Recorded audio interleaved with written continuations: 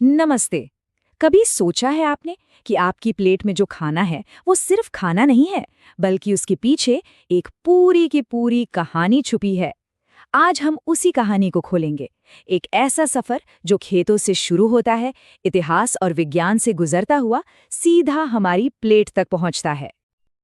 अच्छा, कभी ध्यान दिया है कि आपका लंच बॉक्स आपके दोस्त के लंच बॉक्स से कितना अलग दिखता है, भले ही आप एक ही मोहल्ले में रहते हो? या कभी सोचा है कि पड़ोस के घर से जो खुशबू आ रही है वो आपकी किचन से इतनी अलग क्यों है? बस यही जो वैरायटी है ना, आज हमारी खोज का सेंटर पॉइंट है। तो चलिए तैयार हो जाइए एक मजेदार सफर के लिए। हम ये पता लगाएंगे कि हमारे खाने की आदतें आती कहाँ से हैं और क्यों हर किसी की थाली की अपनी एक अलग ही दास्तान होती है। तो हमारे सफर का पहला स्टॉप है भारत का फूड मैप। आइए जरा देखते हैं कि कैसे किसी जगह की जमीन, मिट्टी और मौसम हमारे प्लेट का मेन्यू डिसाइड करते हैं। असल में भारत की कहानी ना उसकी मिट्टी और मौसम में लिखी है, और यही वजह है कि हमारे खाने में इतनी वैरायटी है। सिंपल सा लॉजिक है, जो जहां आसानी से उगता है वही वहां का ट्रेडिशनल खाना बन जाता है। और देखिए, ये कनेक्शन कितना सीधा साधा है। पंजाब की जमीन पे मक्का और गेहूं खूब होता है, तो वहां की थाली में आपको मक्के की रोटी और छोले भटूरे मिलेंगे। अब चलिए साउथ में, कर्नाटक। वहां चावल और नारियल की भरमार है, तो जाहिर सी बात है इडली, डोसा और नारियल चटनी वहां की पहचान बन गए। अब जरा भूगोल से निकलकर टाइम मशीन में बैठते हैं और चलते हैं इतिहास में। देखते हैं कि सिलबट्टे से ब्लेंडर तक के सफर ने हमारी रसोई का होलिया कैसे बदल दिया है। जरा सोच कर देखिए, खाना पकाने का तरीका ही कितना बदल गया है। हमारी दादी नानी को याद कीजिए, लकड़ी के चूल्हे पर घंटों लगे रहते थे, और आज गैस स्टोव ने वही काम मिनटों का कर दिया है। ये सिर्फ टेक्नोलॉजी का कमाल नहीं है, इससे हमारा कितना समय बचता है।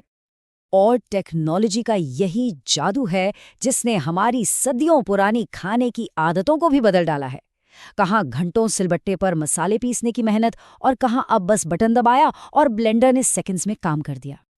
तो चलिए अब किचन से थोड़ा और जूम इन करते हैं, इतना कि हम माइक्रोस्कोप के नीचे पहुंच जाए। देखते हैं कि आखिर हमारा खाना बना किस चीज से है। देखिए, हमारा खाना ना 3 सुपर पावरफुल बिल्डिंग ब्लॉक से बना है।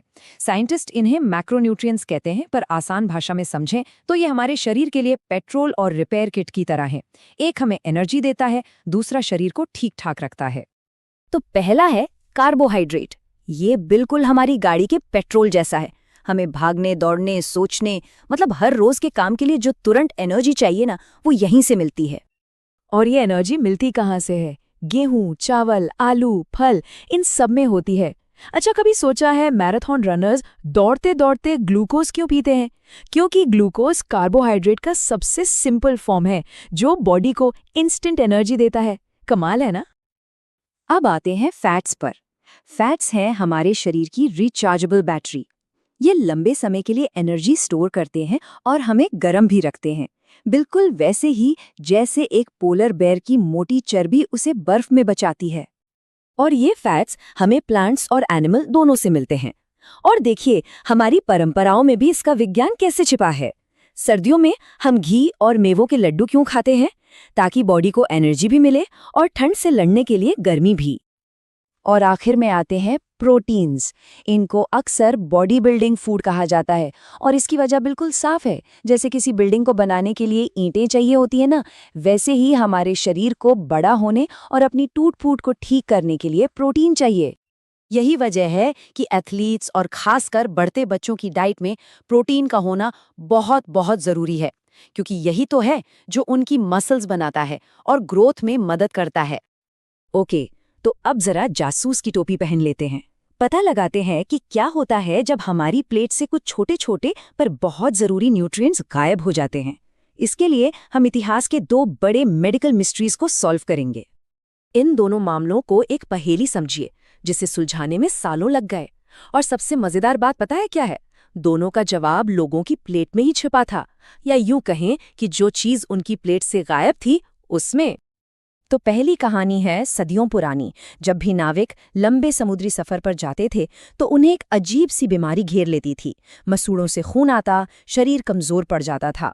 फिर एक दिन डॉक्टर जेम्स लिंड ने एक कमाल की चीज नोटिस की जिन नाविकों को खाने में खट्टे फल दिए जा रहे थे वो एकदम ठीक हो रहे थे।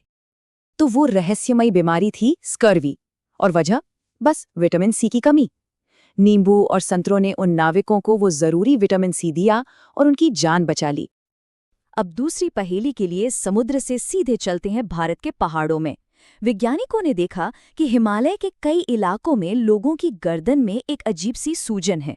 जब इसकी जड़ खोजी गई तो पता चला कि इसका कनेक्शन वहां की मिट्टी और पानी से है। इस बीमारी का नाम था गोइटा यानी घेंघा, जो होती थी आयोडीन की कमी से। और इसका इलाज इतना सिंपल लेकिन इतना असरदार।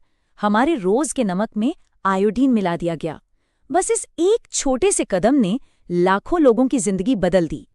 तो इस पूरे सफर से हमने क्या सीखा? चलिए अब इन सारे डॉट्स को जोड़ते हैं और देखते हैं कि ये सारी जानकारी हमारी प्लेट को और पावरफुल कैसे बना सकती है। तो अब ये बात साफ है कि हमारी प्लेट में सिर्फ खाना नहीं है, उसमें भूगोल है, इतिहास है और पूरा विज्ञान है।